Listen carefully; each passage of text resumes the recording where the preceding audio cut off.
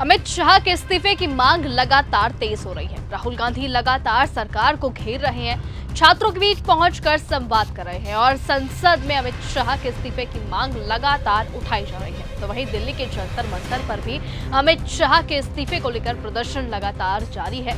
ऐसे में सवाल अब सीधे बीजेपी के अंदर की रणनीति को लेकर उठाया जा रहा है। सवाल किया जा रहा है कि क्या अब बीजेपी ने भी अमित शाह से दूरियां बना ली है? क्या अब बीजेपी भी अमित शाह को 2029 के चुनावों से अलग करने की सोच रही है?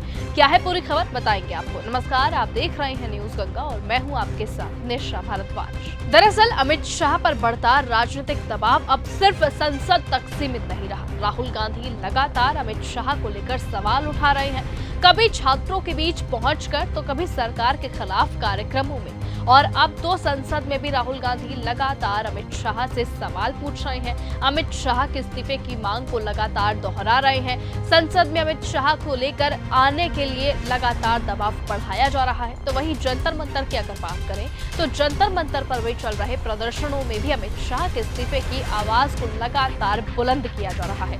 ऐसे में सवाल उठ रहे हैं कि आखिरकार क्या अमित शाह सच में संसद में आएंगे? क्या अमित शाह राहुल गांधी के सवालों का जवाब देंगे? यानी कि एक तरफ तो राहुल गांधी लगातार शाह को निशाने पर ले ही रहे हैं, तो वहीं दूसरी तरफ अमित शाह को लेकर विपक्ष का दबाव लगातार बढ़ता हुआ नजर आ रहा है। ऐसे में अब सबसे बड़ा सवाल बीजेपी की रणनीति को लेकर उठ रहे हैं। क्या लगातार बढ़ते इन दबावों के बीच, लगातार बढ़ते विरोध की वजह से क्या बीजेपी ने अमित शाह से किनारा करना शुरू कर दिया है?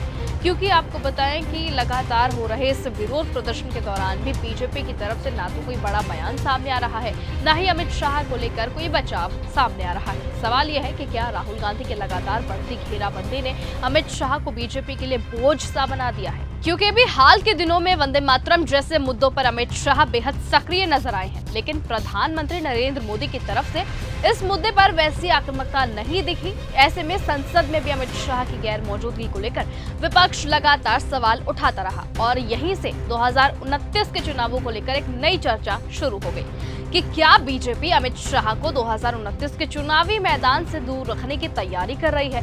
क्या उन्हें चुनावों में पहले जैसी बड़ी जिम्मेदारी नहीं दी जाएगी, या फिर 2029 के चुनावों से पहले ही अमित शाह के इस्तीफे का कोई बड़ा फैसला सामने आ सकता है? क्योंकि आपको याद दिलाते कि जब जब बीजेपी के अंदर शांति होती है तब तब बीजेपी की तरफ से कोई बड़ा फैसला सामने आता है। इतिहास इस बात का गवाह रहा है। हालांकि बीजेपी की तरफ से अभी तक तो अमित शाह को 2029 के चुनावों से अलग करने या फिर उनके इस्तीफे को लेकर कोई आधिकारिक घोषणा, कोई आधिकारिक संकेत सामने नहीं आ पाया है। लेकिन जिस तरह से अमित शाह पर विपक्ष का दबाव बढ़ रहा है, प्रदर्शनकारियों का दबाव बढ़ रहा है, जंतर मंतर पर आंदोलन का दबाव बढ़ रहा है, उसने इन सवालों को जरूर हवा दे दी है। अब देखना ये होगा कि राहुल गांधी की बढ़ती घेराबंदी का असर सिर्फ अमित शाह पर पड़ता है या फिर पूरी की पूरी बीजेपी की ही 2029 की रणनीति ही बदल दी जाएगी। वो आने वाला वक्त और चुनाव बताएंगे। अब आपको क्या लगता है कि क्या अमित शाह के इस्तीफे की मांग को लगातार विपक्ष जिस तरह से दोहरा रहा है,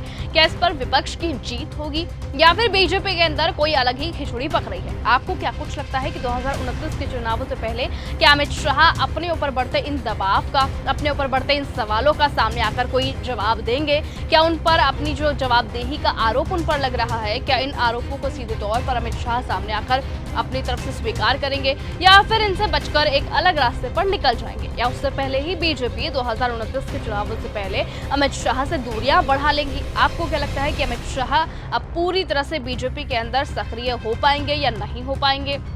क्या राहुल गांधी ने अमित शाह की मुश्किलें बढ़ाकर रख दी हैं?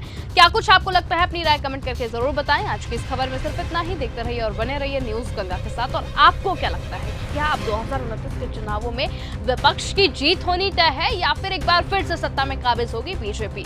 अपनी राय कमेंट सेक्शन में दिखना ना भूलिएगा। नमस्कार। अगर आपको यह हमारा वीडियो पसंद आया हो तो इसे लाइक और शेयर करना बिल्कुल ना भूलें। साथ ही हमारे चैनल न्यूज गंगा को सब्सक्राइब और फॉलो जरूर करें ताकि देश और दुनिया की हर बड़ी खबर आप तक सबसे पहले पहुंचे।